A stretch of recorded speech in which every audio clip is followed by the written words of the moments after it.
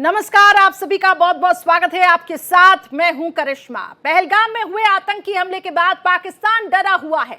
उसे भारत में, अब आपको बता दें, भारत की जवाबी कार्रवाई का डर है। पाकिस्तान अधिकृत कश्मीर यानी कि पीओके के लोगों को अनाज का भंडार भरने का आदेश दिया गया। इतना ही नहीं, पीओके की सरकार ने 1000 से अधिक मदरसों को बंद कर दिया। लेकिन पाकिस्तान शायद ये भूल गया है कि उसने पहलगाम में निर्दोषों की हत्या कर सबसे बड़ी भूल कर दी है। उसे हर हाल में इसकी भारी कीमत चुकानी पड़ेगी। इस बार ना तो आतंकी बचेंगे और ना ही उसे पालने, उसे पोसने वाले आका उसके। इस बार भारत जहां पाक में बैठे आतंक के आकाओं के खात्मे का ब्लूप्रिंट तैयार कर चुका है, तो वहीं पीओके में भी तिरंगा लहराने वाला है। एक रिपोर्ट आपको दिखाते हैं।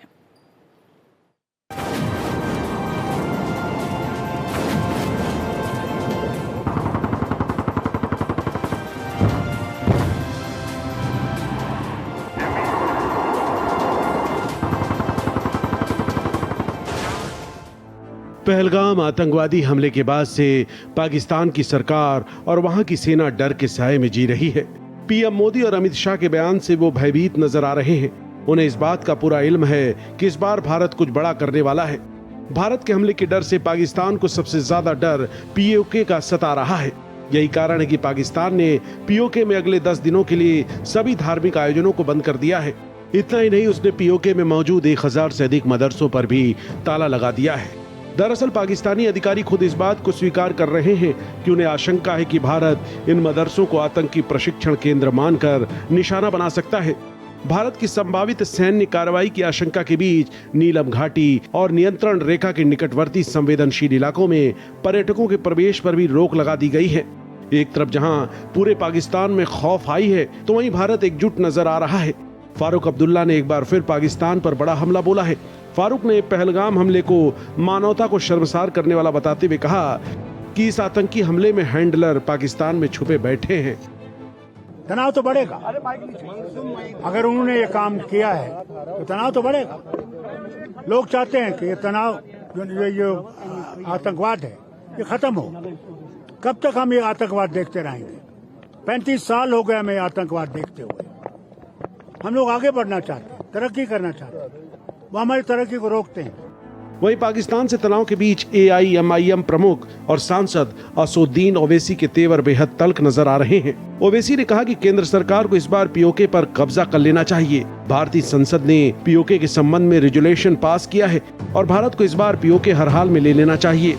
हम उम्मीद करते हैं कि एक ठोस इक़दाम किया जाएगा ताकि पाकिस्तान दोबारा भारत में किसी भी एक भारत के नागरिक को मारने की कोशिश नहीं करेगा। हम इस मामले में पूरी तरीके से जो हुकूमत इक़दाम या फैसला करेगी, हम उसकी तायीद करते हैं। पीएम नरेंद्र मोदी ने हमले का बदला लेने के लिए भारतीय सेना को पूरी छूट दे दी है। सेना अब हमले का समय और लक्ष्य तय करने में जुटी है। दूसरी ओर भारत के इस रुख से पाकिस्तान में दहशत का माहौल है। पाकिस्तानी सेना पैनिक में है और उसके चीफ जनरल आसिम मुनीर की नींद उड़ी हुई है।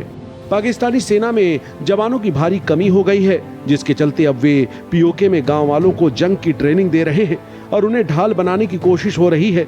लेकिन पाकिस्तान शायद इस बात को भूल गया है कि इस बार 27 लोगों के खून के हर खतरे का हिसाब लिया जाएगा।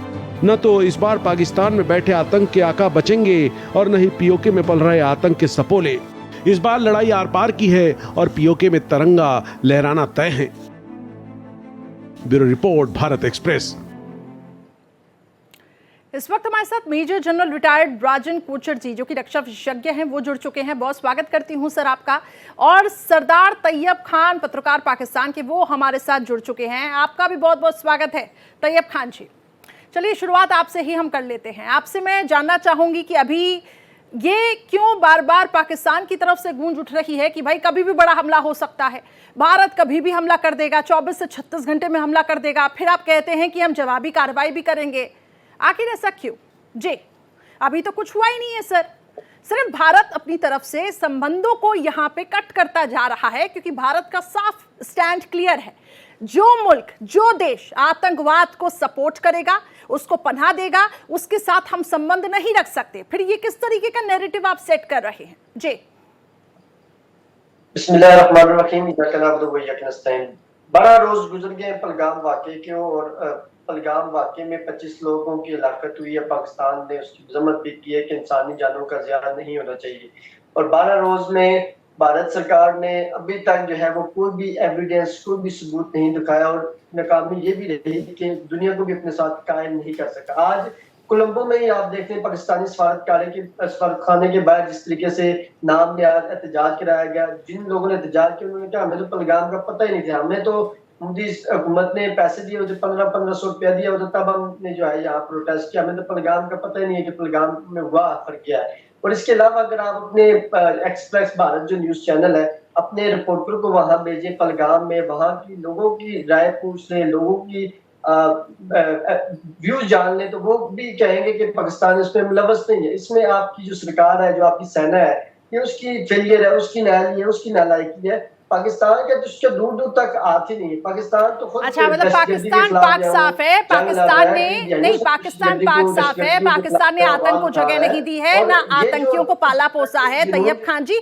पाकिस्तान का चरित्र है, उसका सर्टिफिकेट सुनने के लिए मैं यहाँ पे नहीं बैठी हूँ। बस मेरा सवाल आपसे ये है, आप कह रहे हैं विदाउट एविडेंस आप कैसे प्रूव कर सकते हो? अब आपको एविडेंस की अगर जरूरत है, ठीक है, राजन कोचर जी मेरे साथ बने हुए हैं। राजन कोचर जी जवाब दीजिए इन्हें। करिश्मा जी, हर फिरोशी की तमन्ना आज हमारे दिल में है। देखना है कितना जोर बाजुए कातिल में। फ्रीडम ऑफ एक्सप्रेशन का आज आलमी दिन है। मैं आपको इसका जवाब देता हूं। आप जो देखिए, पाकिस्तान हमेशा डिनायल मोड में है, और आप कारगिल से लेके 1999 में हमने देखा, 2008 में आपने मुंबई के ऊपर हमला किया, 2016 में आपने उरी किया, 2019 में आपने पुलवामा किया। चारों ये जो आपने हरकतें की हैं, इनका एविडेंस हमने आपको दिया।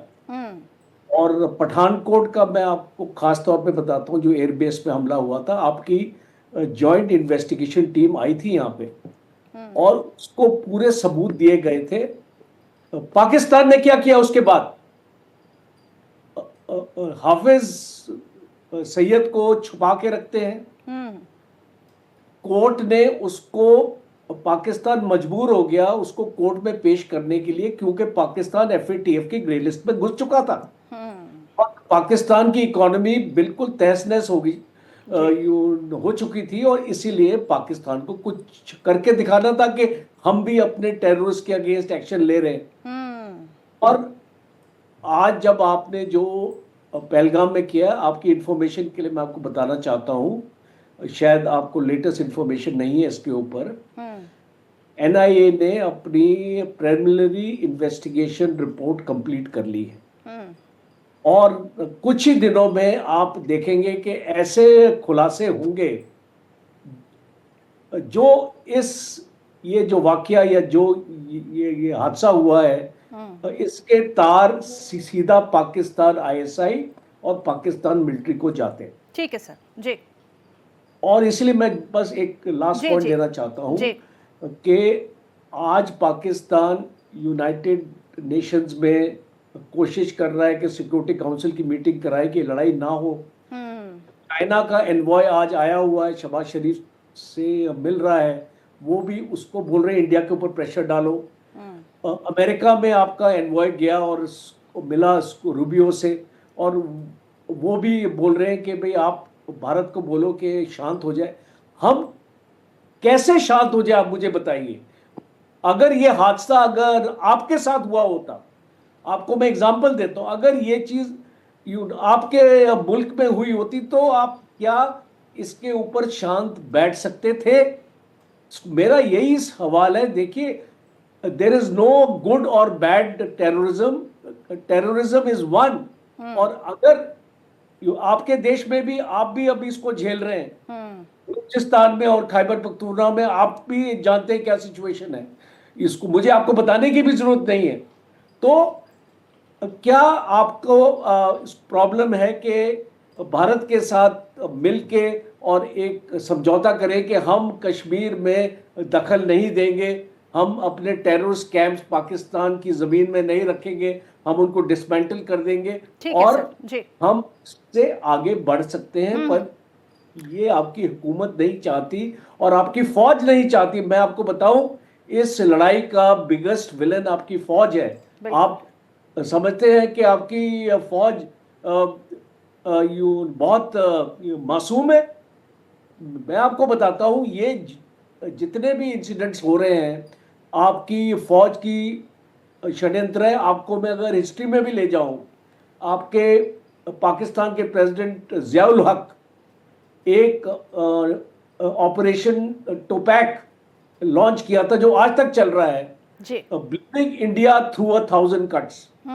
और ये चीज छुपी नहीं है। देखिए, आप एक रिस्पेक्टेड पत्रकार हैं, वहां से आप आए हमारे चैनल में, आप हमारे गेस्ट हैं। आपको मैं एक सही पर्सपेक्टिव देने की कोशिश कर रहा हूं और जितना आपको उसमें समझ आएगा और अपनी हुकूमत को अगर आप इसको मैसेज भी दे पाएंगे उतना ही तो बेहतर रहेगा। तैयब खान जी कुछ कहना चाहते हैं? तैयब खान जी, देखिए, आपको पूरी चीजें, आपको पूरा चिट्ठा मिल गया। आपने जो सर्टिफिकेट अभी आप दे रहे थे ना पाकिस्तान का, पाकिस्तान पाक साफ है। हम सिर्फ इतना कह रहे हैं, भारत सिर्फ इतना चाहता है, आप आतंकियों को हमें सौंप दीजिए। आप क्यों उनको जगह दे रही हैं, क्यों उनको पाल पोस रही हैं? अगर हमको चैन और शांति चाहिए, अमन चाहिए, कश्मीर से आप इन आतंकियों को हटाइए, हमारा सहयोग करिए। लेकिन ऐसा क्यों नहीं हो रहा है? मुझे आप इतना बता दें कि क्या भारत जो है वो सिर्फ और सिर्फ हिंदुओं का मुल्क है? क्या जो 1 अरब भारत में आपकी आवाम है, क्या उसमें मुझे बहुत हैरानी हो रही है तैयब खान जी, मुझे बहुत हैरानी हो रही है। आप अभी भी हिंदू मुस्लिम कर रही हैं। आप एक पत्रकार हैं, आप ये हिंदू मुस्लिम की खाई क्यों पैदा कर रही हैं? तरीके चल रही है भारत में, जो सिखों की तरीके चल रही है, जो मुसलमानों पर दिन दिहाड़े जो फिर आप एक नैरेटिव सेट कर रही हैं। अरे बस मेरा सवाल ये है तैयब खान जी, आप हमें आतंकी सौंप दीजिए सर, फिर इसके बाद आप शांति बनाए रखेंगे। हम आप आतंकी तो सौंपिए, अभी तो कुछ हुआ नहीं। तो आपके यहां से लोग ये कहते हैं कि हम खून की नदियां बहा देंगे। आप सोचिए ना, सर ने वही चीज यहाँ पे डिस्कस की। कोचर साहब ने बोला कि अगर ये आपके साथ हुआ होता, आपके मुल्क के साथ हुआ होता, तो क्या आप शांत बैठते?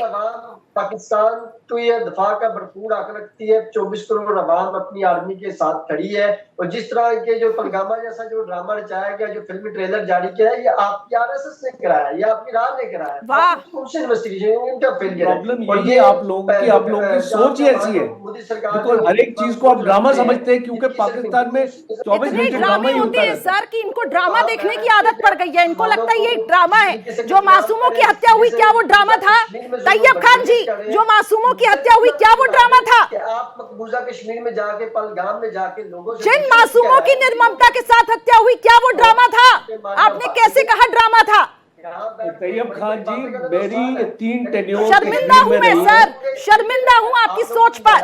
मैं 8 साल कश्मीर में रहा हूं और मैं उसके हालात जानता हूं आपसे बेहतर। बाहर से आप जो कुछ आपके ऊपर प्रेशर है, आप यहाँ पे आए हैं और आपने कुछ बोलना है, आपका कुछ नैरेटिव है, वो आप बोलेंगे। बिकॉज अगर आप कुछ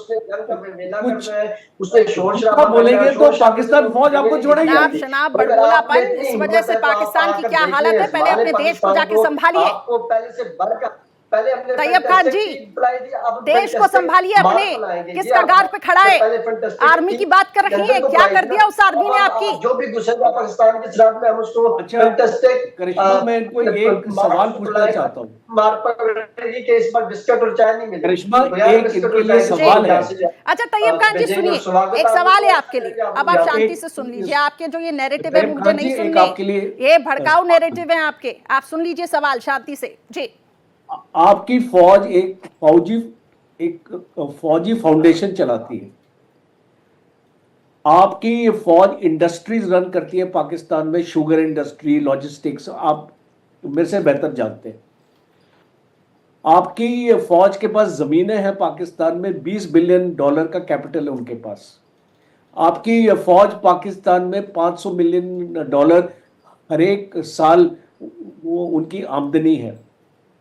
और आपकी जितने भी जनरल हैं ना फौज के, आप मेरे से बेहतर जानते हैं, सबके फॉरेन बैंक अकाउंट्स हैं और सबके बच्चे जो हैं वो विदेश में पढ़ते हैं और उनके वहां पे घर हैं। और जब आपके फौजी ऑफिसर रिटायर होते हैं, ये आपकी जानकारी के लिए, मैं एक 4 BHK फ्लैट में रहता हूं। मुझे आप बता दीजिए आपके कितने जनरल फ्लैट में रहते हैं और कितने जनरल के पास कोठियां हैं। मैं आपको एक रियलिटी चेक देने की कोशिश कर रहा हूं कि आपकी फौज ने कैसे पाकिस्तान को चूसा है। एक तो इकोनॉमी इतनी खराब आपकी चल रही है, ऊपर से फौज, ऊपर से अपने सेल्फिश मोटिव्स के लिए, और आप इस फौज की सराहना कर रहे हैं।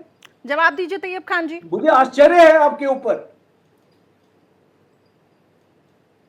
देखिए, आप चाहिए इसका आपसे आकर बात करें। हमसे मेरे से पूछा कि 12 दिन गुजर के पहलगाम में जो 25 बंदे की हलाकत हुई है, उसमें आप मेरी सवाल का जवाब दीजिए। जो फौज के ऊपर मैंने सवाल किया, घूम फिर के क्या मैंने सच बोला है? बड़बड़ापन आपका। पत्रकार साहब, सवालों का जवाब देने से मत बचिए। क्योंकि आप पाक फौज का मुकाबला नहीं कर सकते। उसके पीछे 24-25 करोड़ अवाम है, करोड़ों लोगों की दवाएं शामिल है। तो आपको मर्चे लगी हुई है। और साहब, आपको मैं एक सवाल दिया है, आप उसका तो जवाब दीजिए। मुझे एक बात बताइए, आप सवाल समझे हैं? सर तैयब खान जी, एक मिनट सवाल का जवाब चाहिए मुझे। आपको हमने इनवाइट भी इसलिए किया है कि आप अपना पक्ष रखें। तैयब खान जी सुनिए तो। मुकाबला कर नहीं सकती, ये नहीं सुनेंगे, तो इस वजह से आपको भी तकलीफ हो रही है। क्या बोलना चाहते हैं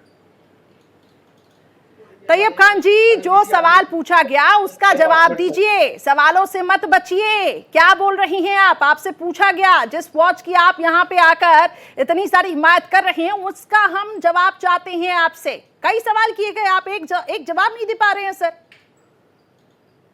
मैं कोई आप मुझे डिक्टेट नहीं कर सकती कि मैंने क्या जवाब देना और क्या जवाब नहीं देना। मुझे इतना सिर्फ बता दें कि बदल गया। उसका भी आपके पास एक भी एविडेंस है? अच्छा, जो बोला गया वही आके बोल रहे हैं। 2019 वाली 12 भूल गए हैं। और तीसरी बात यह कि आपने पाकिस्तानी मीडिया चैनल्स क्यों बंद किए, क्यों ब्लॉक किए, क्यों इमरान खान के चैनल को? संदेश साफ है, जो मुल्क आतंक को साथ देगा उसके साथ संबंध नहीं रखना, इसलिए सबको ब्लॉक किया गया है। क्या तकलीफ हो रही है उससे? सही तो किया सर, क्या तकलीफ हो रही है? जो साथ देगा पाकिस्तान का, जो पाकिस्तान में है, आतंक को सपोर्ट करेगा, उसके साथ नहीं रखना संबंध। क्या वहाँ साफी आजाद है? क्या पहलगाम में जो आप लोग जाकर आपने अपने रिपोर्टरों को भेजा है, वहां जाके आपने अपने पत्रकार को भेज कर क्या वहां का सर्वे किया है? पूरी सोशल मीडिया बड़ी हुई है, पूरा इंटरनेशनल मीडिया दिखा रहा है, पूरा मीडिया दिखा रहा है। और अभी मैं एक सवाल और करना चाहता हूँ सर, उनके पास सवालों का जवाब तो हो, सवालों का जवाब तो हो। एक नैरेटिव सेट करके बैठ गई हैं। बताइए, जो आपका इलेक्शन हुआ था। अच्छा चलिए, आप इस सवाल का जवाब दे दीजिए तैयब खान जी। ठीक है सर, ठीक है, सुनिए। तैयब खान जी, मुझे भारत के बारे में पता है, मत बताइए। लाहौर में उसको जला दिया गया। तैयब खान जी, भारत के बारे में मुझे पता है, मेरे मुल्क के बारे में मुझे पता है, आप मत बताइए। आप अपने मुल्क की चिंता करिए, आप अपने देश की चिंता करिए। अच्छा सर, सवाल सुन लीजिए, सवाल सुन लीजिए। मैं उम्मीद करती हूँ तैयब खान जी आप इस सवाल का जवाब देंगे। ये पहले वाला पाकिस्तानी है, ये आपको घर में घुस के मारने वाला पाकिस्तान है। हम अमन की बात करेंगे, अमन की बात तो घर में घुस के अगर मारेंगे तो वही जवाबी कार्रवाई होगी तैयब खान जी। तैयब खान जी, घर में घुस के मारेंगे वैसी कार्रवाई होगी। यहाँ बैठ के धमकी नहीं दे सकते आप, पत्रकार हैं आप। सर कह रहे हैं घर में घुस के मारेंगे तो हम जवाब देंगे, तो आपको क्या लगता है हम जवाब नहीं दे पाएंगे आपको? आपने मान लिया पाकिस्तान जैसा देश आतंक को बना देता है, मान लिया आपने। आपके साथ नहीं बैठ रहे, मैसेज थोड़ी आ रही है, इतनी हिम्मत नहीं है कि वो मेरा मुकाबला कर सके। आपके ही इंडियन चैनल में आपका जीडीपी, ये आपकी इकोनॉमिक सर्वे 2024 की रिपोर्ट है। और अगर आपके पास पानी नहीं आएगा इन 3 नदियों से, आप देखेंगे आपका क्या हशर होने वाला है। आप अगर न्यूक्लियर धमकी हमको देना चाहते हैं, हमारे पास आपसे ज्यादा न्यूक्लियर हथियार है। पाकिस्तान तो इतना सा है, ये अगर आप न्यूक्लियर स्ट्राइक करेंगे तो उसका खामियाजा आप ही को भुगतना पड़ेगा, और ये आप भी जानते हैं और आपकी हुकूमत भी जानती है। जवाब देंगे बस। तो ये न्यूक्लियर धमकी तो हमको दीजिए मत। और आपके जितने भी घोटे हैं ना, वो जो सारे उतारे जा रहे हैं आज की डेट में। आपके साथ कोई देश नहीं है चाइना के अलावा। और ऑर्गेनाइजेशन ऑफ इस्लामिक कंट्रीज, जो एक टाइम पे सऊदी अरेबिया और कतार और यूएई आपके साथ थे, आज ये भी आपके साथ नहीं है। ये एक रियलिटी चेक है, आप इसको समझिए। बिकॉज टीवी चैनल में तो आपकी मजबूरी है कि आप आके बोलेंगे ये, बिकॉज पाकिस्तान फौज आपको छोड़ेगी नहीं। पर मैं आपको ये बताना चाहता हूं, आपकी आवाम भी ये जानती है, तो बोलने से कुछ नहीं होने वाला। कोचर साहब जी, इनको आईना दिखाने का मतलब नहीं, इनको पता है इनकी सिचुएशन क्या है, पर क्या है ना कि ये एक्सेप्ट नहीं करना चाहते उस रियलिटी को। आपको रियलिटी चेक हमने दे दिया तैयब खान जी, उम्मीद करते हैं अब आप अपने देश के हित के बारे में सोचे। खुली धमकी नहीं दे सकते आप डिबेट में, धमकी तो बिल्कुल मत दीजिए, यही आपकी आदत है, आपकी बौखलाहट वो साफ तौर से दिख रही है। सवालों से बच रही है, एक एक सवालों से बचे हैं आप। एक सवाल का जवाब दिया आपने, चाय पीने का तो आ जाए। इस बार लाल किला भी आपसे जा रहा है, नई दिल्ली भी एक सवाल देखिए सर, जंग करें, देखिए इनके पास जवाब ही नहीं है, जवाब ही नहीं है पत्रकार महोदय के पास। ठीक है सर, बहुत बहुत शुक्रिया तैयब खान जी हमारे साथ जुड़ने के लिए, और कोचर साहब जी बहुत बहुत शुक्रिया हमारे साथ जुड़ने के लिए और पाकिस्तान को उसका असली आईना दिखाने के लिए।